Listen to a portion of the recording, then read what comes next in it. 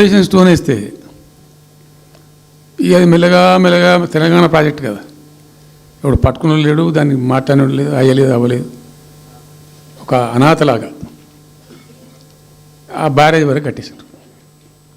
దానికి కాలువలు లేవు, నీళ్ళు రావు, పొలాలు పారాయి, కృష్ణానది నీళ్ళు వస్తుంటాయి, గేట్ల ద్వారా పోతుంటాయి.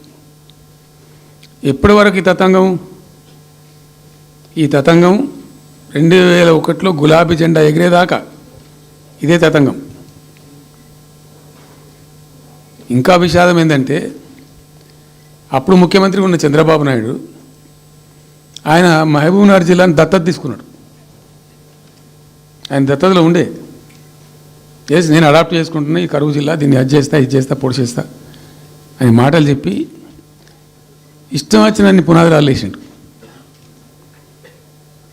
కలవకుర్తి, మన్ను, మశాను రకరకాల పునాదురాలు వేసుకుంటూ ఉద్యమ సందర్భంగా నేను చేసే ఉపన్యాసాలలో నేను మాట్లాడేది ఈ పునాదురాలన్నీ ఎందుకు మనకు పట్క ఏడుస్తానికా, చూస్తానికా, ఏం లాభము, ఈ రాళ్ళని కృష్ణానదిలో అడ్డమేస్తూ చెక్కడమని అయితే భయ అనేది నేను నవ్వేది, జనం సప్పట్లు కొట్టేది సభలలో నేను చెప్తుంటే.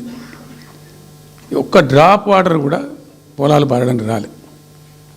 తత్ఫలితమైంది net result. What was the net result?